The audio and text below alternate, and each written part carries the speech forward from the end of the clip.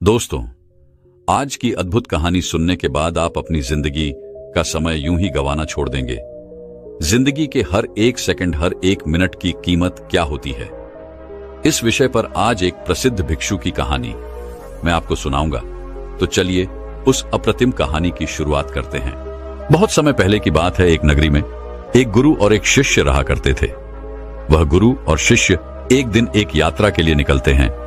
वह यात्रा अत्यधिक लंबी थी और जो रास्ता उन्होंने चुना था वह रास्ता अत्यधिक घने जंगलों से होकर गुजरता था। पास ही में एक नदी बह रही थी जिसे पार करने में उन गुरु और शिष्य को थोड़ा वक्त लग जाता है। उन गुरु ने अपने हाथों में एक थैला पकड़ रखा था और वह थैला बहुत ही भारी प्रतीत हो रहा था, जिसमें कुछ ऐसी चीज रखी थी जो अत्यधिक वजनी थी, अर्थात अत्यधिक भारी थी। और उस थैले को उन गुरुवर ने बहुत ही ध्यानपूर्वक पकड़ रखा था। वह गुरु व उस थैले को अपने आप से एक पल के लिए भी दूर नहीं कर रहे थे। ऐसे ही उन गुरुवर ने उस थैले को अपने हाथों में लेकर काफी दूर तक का सफर तय किया। लेकिन उसके बाद उस वजनी चीज के कारण उन गुरुवर के हाथों में दर्द महसूस होने लगा। इसलिए उन्होंने वह थैला अपने कंधों पर टांग लिया और आगे का सफर तय करने लगी। वह जंगल इतना घना और इतना बड़ा था कि उसका दूसरा छोर कहीं से नजर नहीं आ रहा था। वह गुरु और शिष्य दोनों उस जंगल के रास्ते से होकर गुजरते चले जा रहे थे। वहां पर और कोई भी नहीं था। तभी वह गुरु अपने शिष्य से कहते हैं, भंते, तुम्हें डर तो नहीं लग रहा? वह शिष्य अपने गुरु की यह बात सुनकर अत्यधिक हैरान हो जाता है और वह बड़ी हैरानी से अपने गुरुवर से कहता है गुरुवर, आप ये क्या कह रहे हैं? हम एक सन्यासी हैं, हमें किस बात का डर? आखिर आप ऐसा क्यों पूछ रहे हैं? पहले तो मैंने आपको यह कभी पूछते नहीं देखा। कहीं आप मेरी परीक्षा तो नहीं ले रहे? इस पर गुरुवर अपने उस शिष्य से कहते हैं, नहीं नहीं, मैं तो बस यह जानना चाहता था कि इतने घने जंगल में हम कब से चले जा रहे हैं। हो सकता है तुम्हारे मन में डर पैदा हो रहा हो, इसलिए मैंने बस तुमसे पूछ लिया।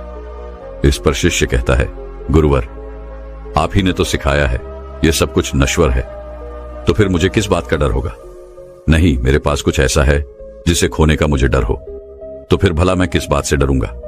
आपने शिष्य की यह बात सुनकर वह गुरुवर कहते हैं, अच्छा ठीक है, चलो आगे बढ़ते हैं। इतना कहकर वह गुरुवर और वह शिष्य आगे की ओर बढ़ने लगे।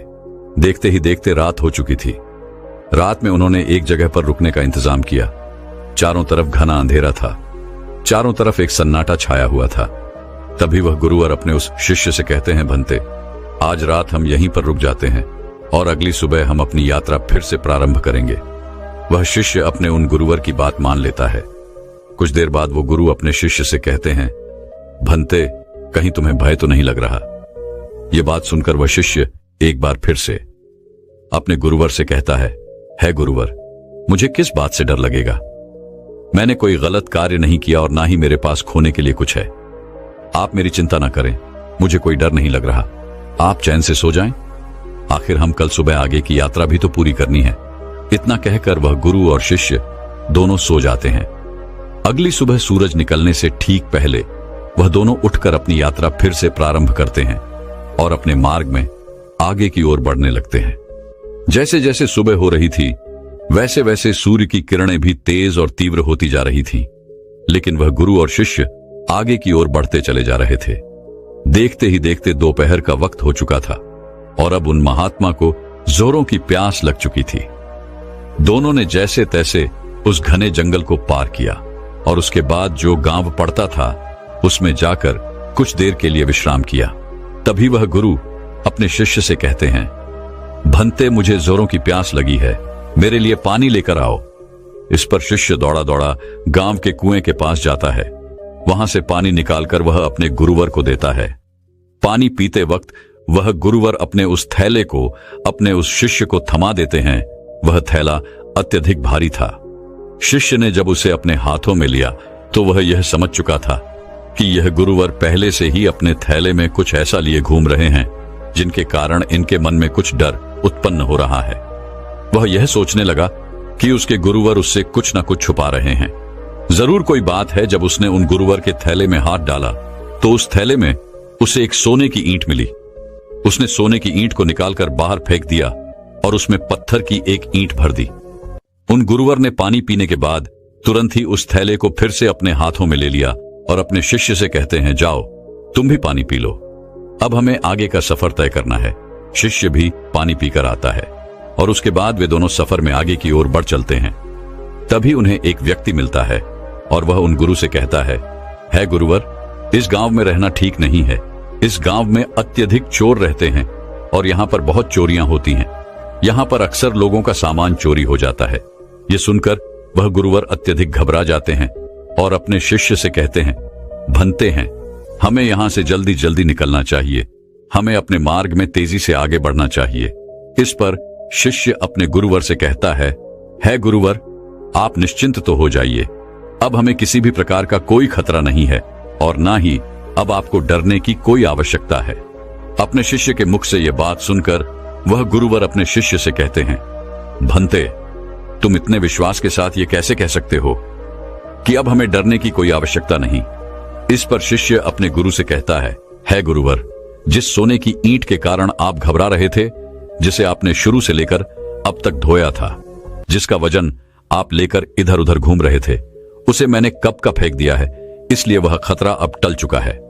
अब वह खतरा हमारा पीछा नहीं कर सकता।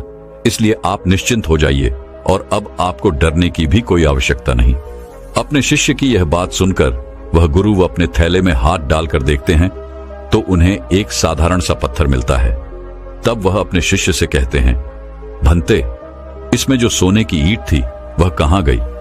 इस पर वह शिष्य कहता है गुरुवर, जो आपकी परेशानी का कारण बना हुआ था, जो आपकी डर का कारण बना हुआ था, मैंने उसे निकालकर फेंक दिया है और उसकी जगह पर यह पत्थर की ईंट मैंने आपके थैले में रख दी थी ताकि आपको इसके बारे में जानकारी ना हो सके।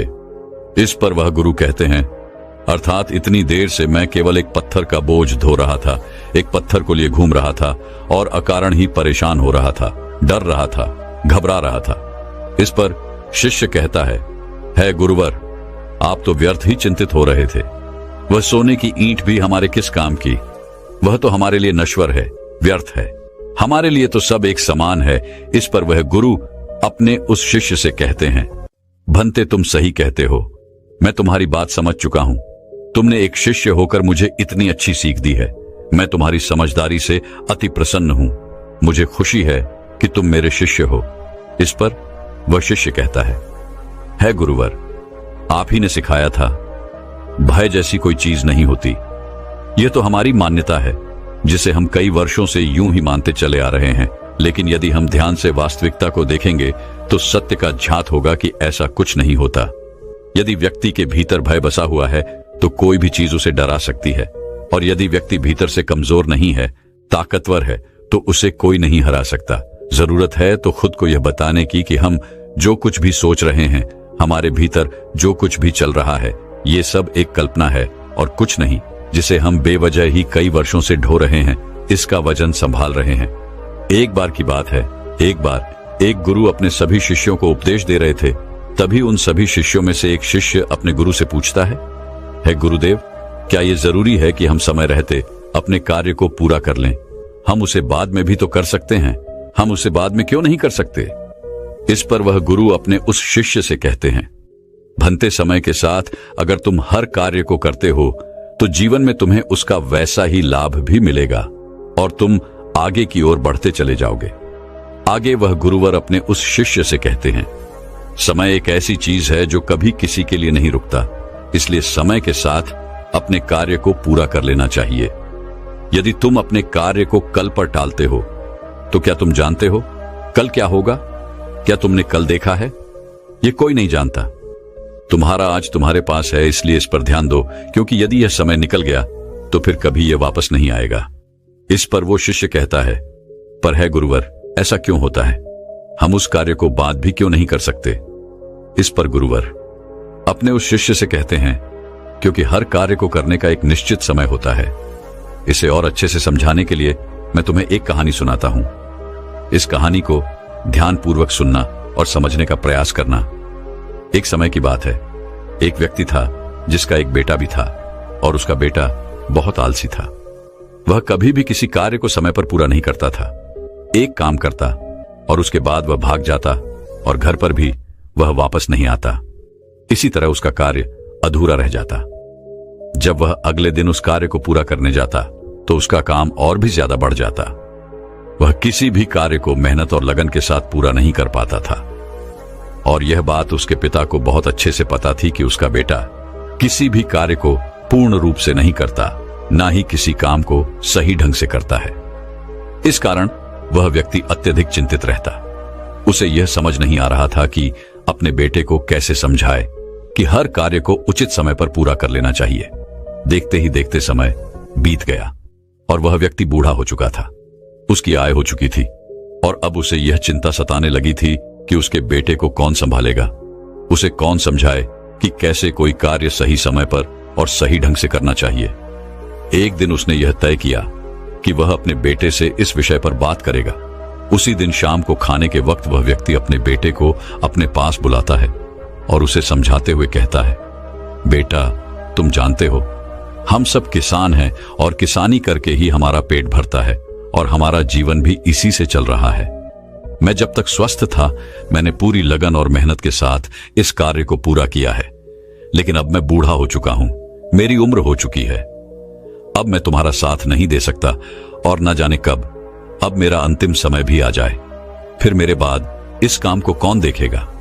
कौन तुम्हारे परिवार को खिलाएगा, उसका ध्यान रखेगा? इसलिए मैं चाहता हूं कि तुम अभी से अपनी जिम्मेदारियां समझ लो और मेरा सारा कार्यभार आज से तुम संभाल लो। उस व्यक्ति के मुख से ये सारी बातें सुनकर उनका बेटा थोड़ा भावुक हो जाता है। तभी आगे उसका पिता उससे कहता है, तुम्हें अब से अपनी हर जिम्मेदारी को समझना होगा, अपने कर्तव्यों का पालन करना होगा, हर काम को स्वयं से करना होगा, और यदि तुम अपने सभी कार्यों को समय पर पूरा कर लोगे तो निश्चित तौर पर तुम्हें सही और अच्छे फल भी मिलेंगे। इस पर वह लड़का थोड़ा सा क्रोधित होकर अपने पिता से कहता है, पिताजी, आप क्या कहना चाहते हैं? आपको क्या लगता है मैं अपना कोई कार्य पूरा नहीं करता? मैं खेत में जाता हूं, वहां रहता हूं, वहां की देखभाल करता हूं, घर के कामों के लिए भी जगह जगह जाता हूं, तो क्या ये सब कार्य नहीं है? क्या इन सबको कार्य नहीं कहते और क्या इन्हें मैंने बिना मन के ही पूरा किया है?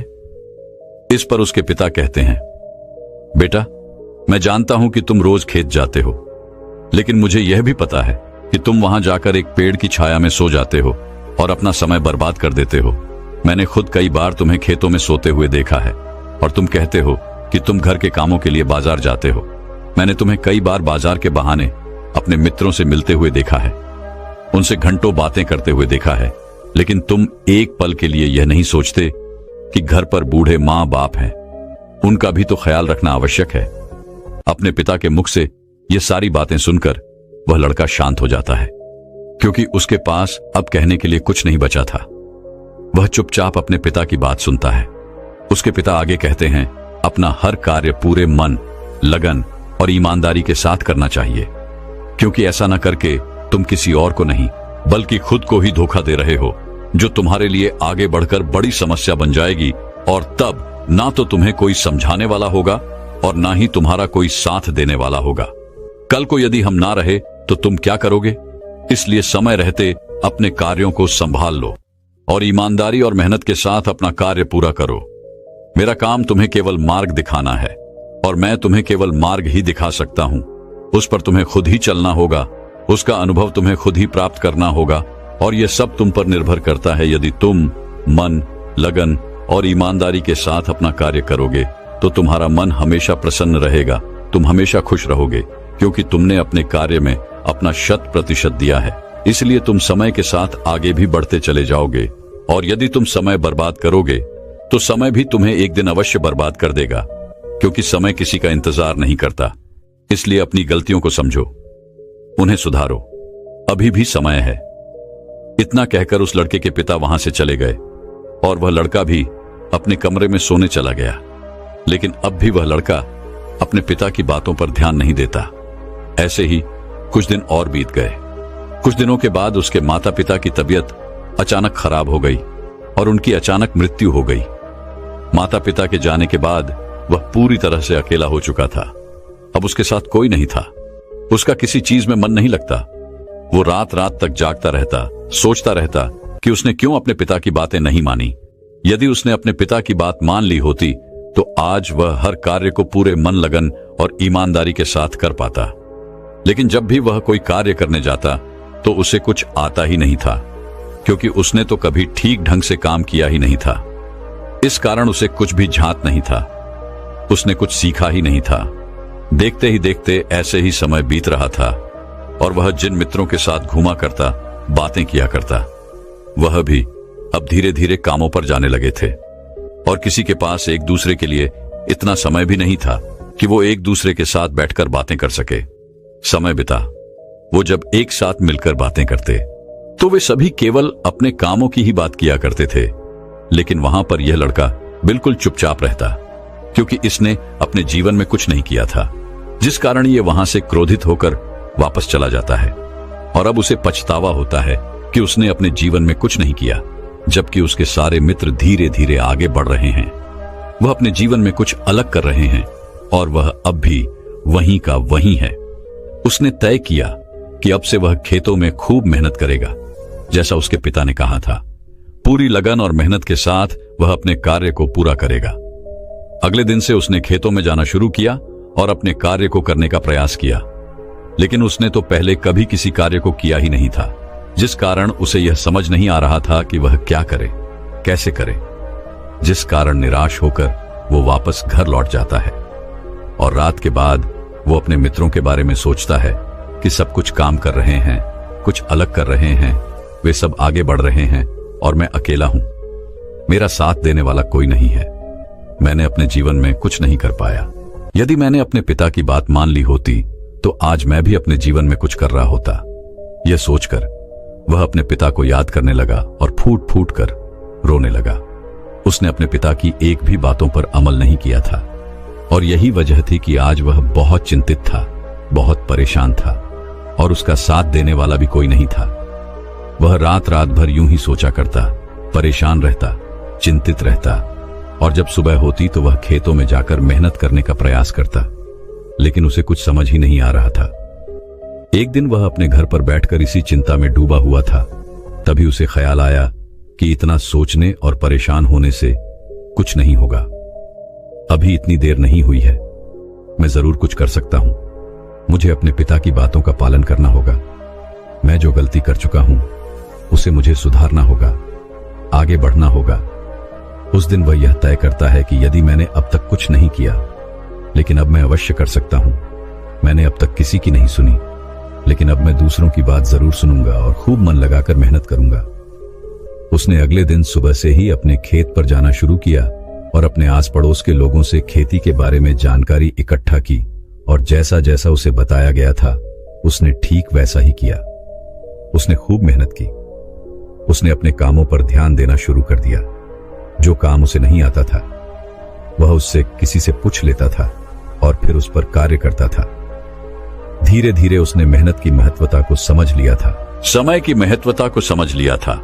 वह धीरे धीरे मेहनत और लगन के साथ अपने कार्य को पूरा करने लगा और ईमानदारी के साथ वह आगे भी बढ़ने लगा। इतना कहकर उन गुरुवर ने इस कहानी को यहीं पर समाप्त कर दिया और आगे अपने उस शिष्य से कहते हैं, भंते, यदि उस लड़के ने सही समय रहते ही अपने पिता की बात माननी होती तो वह पहले ही अपने जीवन में आगे बढ़ चुका होता। उसके लिए तरह तरह के दरवाजे खुल चुके होते।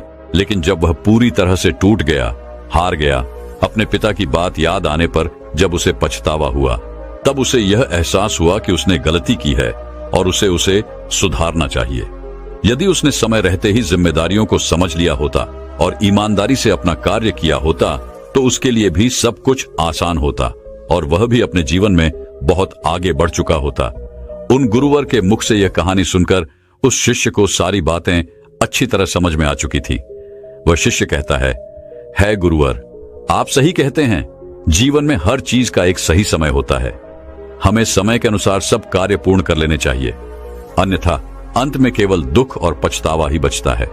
आगे वह गुरुवर अपने उस शिष्य से कहते हैं, हमेशा ध्यान रखना, व्यक्ति को सदैव अपने काम के प्रति जिम्मेदारी से अपने कार्य को पूरा करना चाहिए। अपने कार्य के प्रति ईमानदार होना चाहिए, तभी वह जीवन में आगे बढ़ सकता है। अन्यथा इतना कहकर वह गुरु शांत हो गए और वह शिष्य भी अपने और गुरु को प्रणाम करके वापस बैठ गया। तो दर्शकों, चलिए अब जिंदगी से दुखों को पूरी तरह से खत्म कैसे किया जा सकता है, इस विषय पर अगली कहानी की शुरुआत करते हैं। दोस्तों, महात्मा बुद्ध कहते हैं दुख है, और यह सत्य है, हमारे दुख का कारण भी है, यह भी सत्य है, और उसका निवारण भी है, यह भी सत्य है। समस्या है तो उसका समाधान भी है, परंतु हमें हमारे जीवन में केवल दुख और समस्याएं ही दिखाई देती हैं।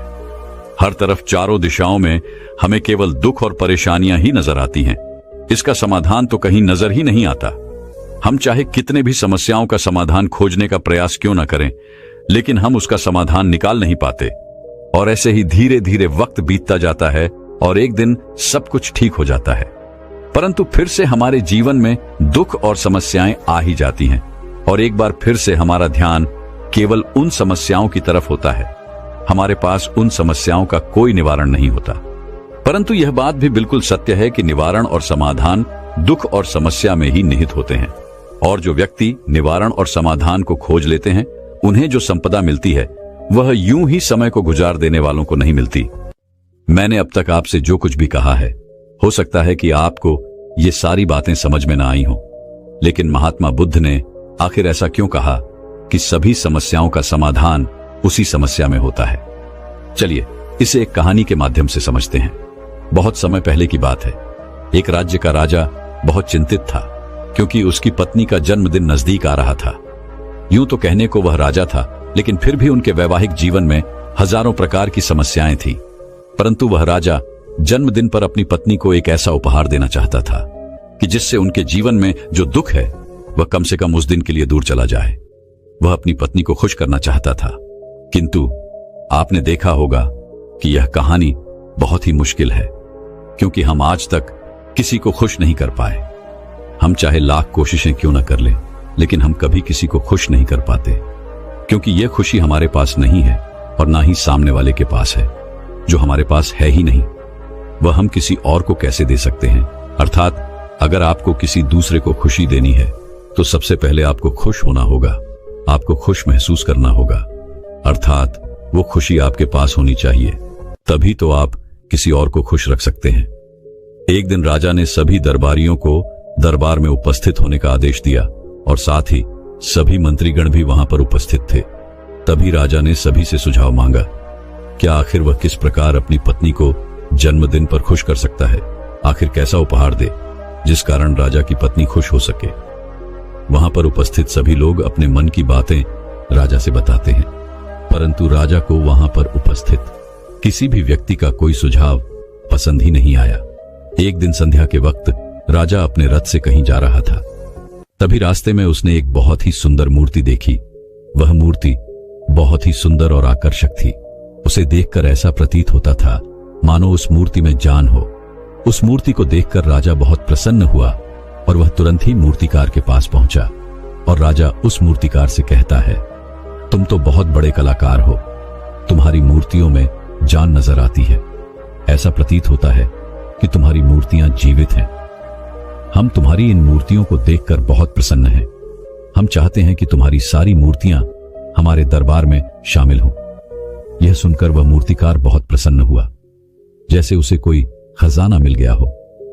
लेकिन तभी राजा ने उस मूर्तिकार से एक और बात कही, देखो, मैं चाहता हूं कि तुम मेरे दरबार में शामिल हो जाओ, किंतु उससे पहले तुम्हें हमारे लिए हमारी रानी की एक ऐसी मूर्ति बनानी होगी जिसे देखकर वह खुश हो जाए और अपने सारे दुख दर्द भूल जाए, और यदि तुम ऐसा ना कर सके तो मैं तुम्हारा सर धड़ से अलग कर दूंगा। राजा के मुख से यह सुनकर वह मूर्तिकार घबरा गया, उसके पसीने छूट गए। वह राजा को मना भी कैसे करे, इसलिए उसने न चाहते हुए भी राजा को स्वीकृति दी थी। राजा उस मूर्तिकार की बात सुनकर बहुत प्रसन्न हुआ और वापस लौट गया। लेकिन उधर दूसरी तरफ जो मूर्तिकार अब तक बहुत प्रसन्न था, जो अपने मन से मूर्तियां बनाया करता था, जो हमेशा खुश रहता था, अब वह दुखी हो गया था। वह गहरे दुख में चला गया था। वह डर के कारण रानी की मूर्तियां बनाना शुरू करता है, परंतु जो भी मूर्ति वह बनाता था, उस मूर्ति को देखकर ऐसा प्रतीत होता था मानो वह मूर्ति बहुत दुखी है, उसे किसी प्रकार का कोई दुख है। एक के बाद एक उसने कई सारी मूर्तियां बना डाली, परंतु कोई भी मूर्ति ऐसी नहीं थी जिसे देखकर कोई भी खुश हो सके, जिसे देखकर यह प्रतीत हो कि मानो उस मूर्ति में जान है और वह मूर्ति देखकर कोई भी अपना दुख भूल जाए। और ये इस कारण हो रहा था क्योंकि वो मूर्तिकार भीतर से बहुत दुखी था, जो उसकी मूर्तियों के रूप में स्पष्ट नजर आ रहा था। राजा ने उस मूर्तिकार को 1 सप्ताह का समय दिया था, किंतु 4 दिन तो उसने यूं ही बर्बाद कर दिए। अब उसके पास केवल 3 दिन का ही समय बचा था, जिसके बारे में सोच सोचकर उस मूर्तिकार का गला सूखा जा रहा था। डर के कारण अब उसके हाथ पैर भी काम करना बंद कर चुके थे। उसके हाथ से हथौड़ी और छीनी तक नहीं चल रही थी और उसे अपना भविष्य नजर आ रहा था। उसे नजर आ रहा था कि वह राजा उसे मृत दंड दे रहा है। उसके बाद उसके परिवार का क्या होगा, उसके परिवार को कौन संभालेगा, यह सोच सोचकर उस मूर्तिकार का मन बैठा जा रहा था। तभी उसने एक योजना बनाई। वह अपने परिवार को साथ लेकर रात ही में गांव छोड़कर चला जाएगा। यह सोचकर वह तुरंत घर लौटा। उसने सारा सामान बांधा, अपनी पत्नी और अपने बच्चों को भी तैयार किया। ऐसे ही घर से निकलने वाला था कि तभी उसने देखा कि राजा के सिपाही वहां पर तैनात थे। यह देखकर वह मूर्तिकार और भी घबरा गया। वह समझ नहीं पा रहा था कि क्या करें। यदि वो यहां से भागने की कोशिश करता है और पकड़ा जाता है तो राजा उसके साथ साथ उसके परिवार को भी मृत्यु दंड दे देंगे। वह कुछ समझ नहीं पा रहा था। तभी वह जमीन पर बैठ गया और रोने लगा और अपनी पत्नी से कहता है, अब से तुम्हें ही बच्चों का ख्याल रखना होगा। मेरा और तुम्हारा साथ यहीं तक था, क्योंकि राजा ने जिस प्रकार की मूर्ति का मुझे आदेश दिया है, मैं उस प्रकार की मूर्ति नहीं बना पा रहा, जिस कारण राजा मुझे मृत दंड दे देंगे। वह मेरा सर धड़ से अलग कर देंगे और उसके बाद तो तुम्हें मेरे बच्चों का ख्याल रखना होगा। इतना कहकर वह जोर जोर से फूट फूट कर रोने लगा। देखते ही देखते रात बीत गई और अगले दिन सुबह सुबह उस मूर्तिकार के दरवाजे पर एक गुरु दीक्षा मांगने आए। मूर्तिकार ने उन्हें भिक्षा लाकर दी। फिर तो मूर्तिकार बहुत परेशान लग रहा था, जिसे देखकर वह गुरु व उस मूर्तिकार से कहते हैं, बेटा, हमारे जीवन में दुख और सुख तो आते ही रहते हैं।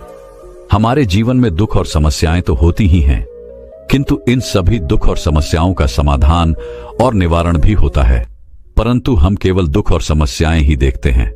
उन दुख और समस्याओं के छिपे निवारण और समाधान को हम कभी नहीं देख पाते। यदि तुम ध्यान से देखोगे तो हर समस्या का समाधान है और हर दुख का निवारण भी है। मैं ये अच्छी तरह जानता हूं कि तुम यहां से अपनी पत्नी और बच्चों को लेकर भाग जाना चाहते थे, किंतु ऐसा हो नहीं सका। उस मूर्तिकार ने जब उन गुरु के मुख से यह बात सुनी तो वह उनके चरणों में जा गिरा और हाथ जोड़कर उन गुरु से कहता है, हे गुरुवर, आप ही बताइए मैं क्या करूं।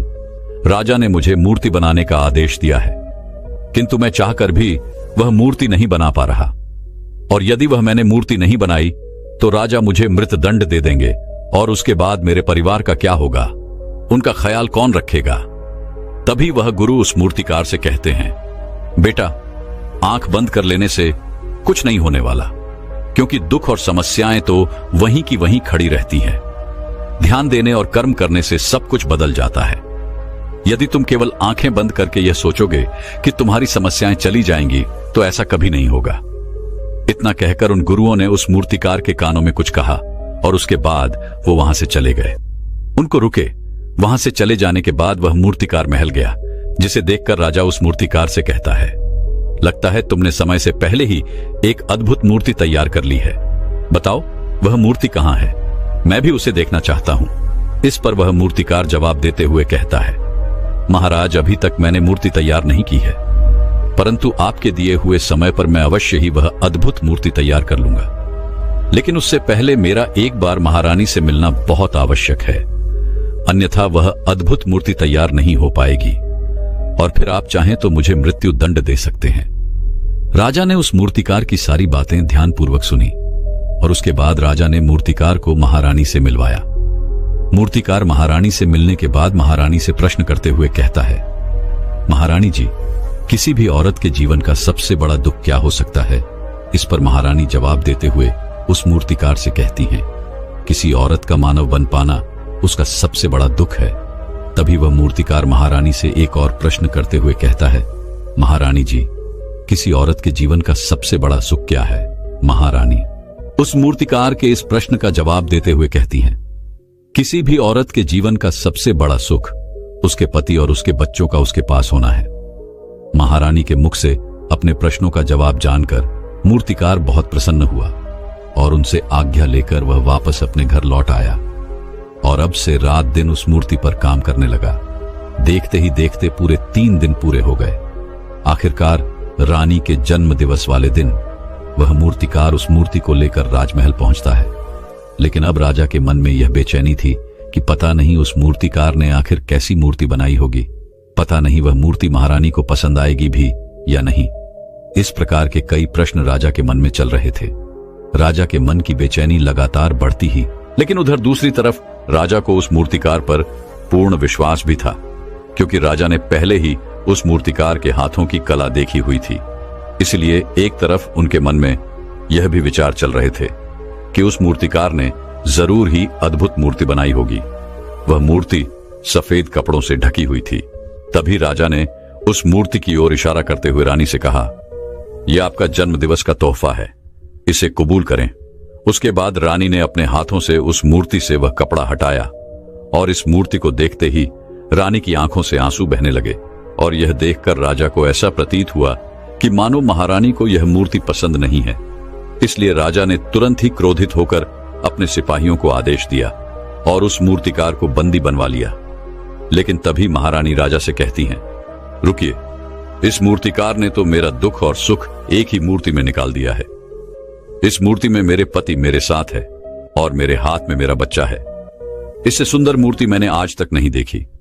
यह बहुत ही लाजवाब है, अद्भुत है। इससे सुंदर तोहफा मेरे लिए और कोई नहीं हो सकता। काश ऐसा मेरे जीवन में वास्तव में हो जाए कि मेरे पति भी मेरे साथ हो और मेरे हाथों में मेरा बच्चा हो। महारानी की ये सारी बातें सुनकर और इस मूर्ति को देखकर राजा को अपनी गलती का एहसास हुआ। राजा अपनी प्रजा और अपने साम्राज्य के देखरेख में इतना व्यस्त रहता था कि वह कभी अपनी पत्नी को समय नहीं दे पाता था, जिस कारण राजा की आंखों से आंसू बहने लगे और दरबार में उपस्थित सभी लोग वह मूर्ति देखकर हैरान थे।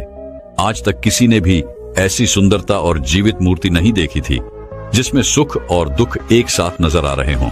उसके बाद उस राजा ने उस मूर्तिकार को रिहा करवाया और उसे ढेरों इनाम दिए और अपने राज दरबार में जगह भी थी। किंतु उस मूर्तिकार ने इनाम स्वीकार कर लिया, परंतु राज दरबार में उसने जगह नहीं ली और हाथ जोड़कर राजा से कहता है, हे महाराज, मेरी आपसे एक विनती है। आपने मुझे चेतावनी दी थी, यदि मैं ये मूर्ति नहीं बना सका तो आप मुझे मृत्युदंड दे देंगे।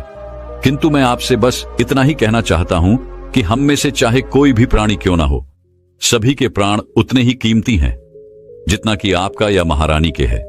इसलिए किसी को भी बिना दोष के दंड नहीं देना चाहिए। मेरी पत्नी ने मुझसे कहा था कि राजा की दोस्ती और दुश्मनी दोनों ही अच्छी नहीं है, इसलिए मुझे आपके राज्य दरबार में कोई स्थान नहीं चाहिए। मैं अपनी छोटी सी दुनिया में बहुत खुश हूं। मैं अपने छोटे से परिवार के साथ बहुत खुश हूं। मैं आज तक जो करता आया हूं मुझे वह पसंद है और मैं अपने पूरे जीवन काल वही करना चाहता हूं। मैं जैसा हूं, जिस हाल में हूं, मुझे बहुत प्रसन्नता है कि मैं आज इतना खुशहाल इंसान हूं। अब मुझे आज्ञा दीजिए।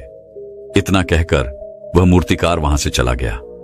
दोस्तों, इसी प्रकार हमारे जीवन में भी बहुत बड़े बड़े संकट और दुख आते जाते हैं, किंतु वास्तव में तो ये दुख और संकट हमें कुछ सिखाने के लिए आते हैं। किंतु हम तो केवल उन दुख और समस्याओं को ही देखते रह जाते हैं। हम उनका निवारण खोजने का तनिक भी प्रयास नहीं करते और जब हम दुख के समय क्रोध करते हैं तो हम वास्तविकता में अपना ही नुकसान कर लेते हैं। जो व्यक्ति समझदार होते हैं वह अपनी दुख और परेशानियों से ये सबक सीख ही लेते हैं कि उन्हें विषम परिस्थितियों में शांत रहकर उन दुखों का निवारण करना चाहिए, उन समस्याओं का समाधान करना चाहिए। किंतु हम में से अधिकांश लोग यह नहीं सीख पाते और वह लोग दुख और परेशानियों के समय पर क्रोधित हो ही जाते हैं। वह इस बात को अच्छी तरह जानते हैं क्या हमें दुख और समस्या के समय पर शांत रहना चाहिए और उसका समाधान खोजने का प्रयास करना चाहिए, किंतु हम बार बार वही गलती दोहराते रहते हैं। जब भी हमारे सामने कोई विषम परिस्थिति उत्पन्न होती है तो हम बार बार क्रोधित हो जाते हैं और क्रोध में आकर हम अपना ही नुकसान कर लेते हैं, क्योंकि क्रोध में हम कभी भी कोई चीज सीख नहीं सकते। क्रोध में हमारा मस्तिष्क काम करना बंद कर देता है और उसे केवल वह परिस्थिति नजर आती है, वह समय नजर आता है जो उसके खिलाफ है और जो जीवन के दुखों से, इन समस्याओं से कुछ सीख नहीं पाता। ऐसा व्यक्ति पूर्ण रूप से एक दलदल में फंसे हुए इंसान की तरह है जो परिस्थितियों के दलदल में कुछ इस प्रकार फंस चुका है कि वह वहां से निकल नहीं सकता, फिर वह चाहे कितना भी हाथ पैर क्यों ना मार ले, और वह जितना हाथ पैर मारेगा वह उतना ही उस दलदल में फंसता चला जाएगा। जबकि आपको हाथ पैर ना मार के बल्कि शांत रहकर अपने मस्तिष्क का प्रयोग करना चाहिए और यह सोचना चाहिए कि इस दुख, इस समस्या और इस विषम परिस्थिति का समाधान क्या हो सकता है। किंतु आप तो अपने आप को पहले से ही दलदल में डाल चुके हैं और ऐसी स्थिति में आप बाहर निकलने के बारे में ना सोचकर लगातार और हाथ पैर मारकर आप अपने आप को उस दलदल में और भी नीचे डुबाते जा रहे हैं। तो ऐसी परिस्थिति में आप भला उस समस्या, उस परिस्थिति का सामना कैसे करेंगे, वहां से बाहर कैसे निकलेंगे? और वहीं पर जो व्यक्ति थोड़ा भी जागृत है, जो दुख और समस्याओं का निवारण और समाधान खोजने में वास्तव में अपना समय लगाते हैं, वो ये जानते हैं कि निवारण और समाधान एक हीरे की तरह है। वह हीरे की खान की तरह है। जिस प्रकार एक हीरे को ढूंढा जाता है, फिर उसे तराशा जाता है, जिसके बाद उस हीरे की कीमत बहुमूल्य हो जाती है, ठीक वैसे ही दुख और समस्या में समाधान और निवारण खोजने की आवश्यकता होती है और वह हमें खोजना भी चाहिए।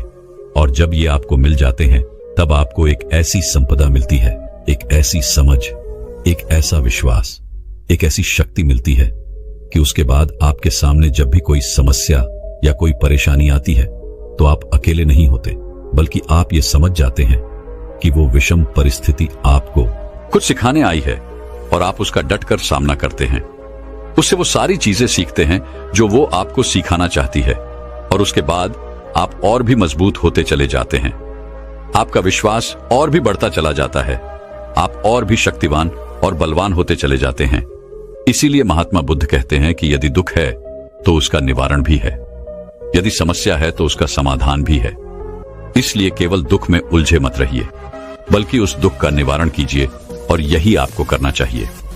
केवल हाथ पर हाथ धरे बैठे रहने से या फिर यूं ही समय को गंवाने से आपको कभी भी उसका निवारण नहीं मिलेगा, बल्कि जितना आप उस दुख और समस्या से अपनी जान छुड़ाकर भागने की कोशिश करेंगे, वह उतने ही तीव्रता से आपके पीछे भागेगी और जैसे जैसे समय बीतता जाएगा वह दुख और समस्या और भी विकराल रूप ले लेगी और तब उसका सामना करना और भी मुश्किल हो जाएगा। इसलिए यदि कोई दुख और समस्या अभी आपके सामने है तो उससे लड़िए, डटकर सामना कीजिए, उससे सीखिए और निवारण कीजिए। दोस्तों, मैं उम्मीद करता हूं कि यह कहानी सुनने से आपके जीवन में अच्छे बदलाव आए होंगे। आपको इस वीडियो से क्या सीखने मिला ये कमेंट करके जरूर बताएं और अपने परिवार, दोस्तों या आपके करीबी इंसान के साथ ये कहानी शेयर करके उन्हें भी इस ज्ञान से परिचित करवाएं। बाकी अगर आपको यह वीडियो दिल से अच्छी लगी हो तभी इस वीडियो को लाइक कर देना और आपने अब तक इस चैनल को सब्सक्राइब न किया हो तो चैनल को सब्सक्राइब भी जरूर कर देना। आपका हर दिन शुभ हो और खुशियों से आपका जीवन भरा रहे। धन्यवाद। नमो बुद्धाय।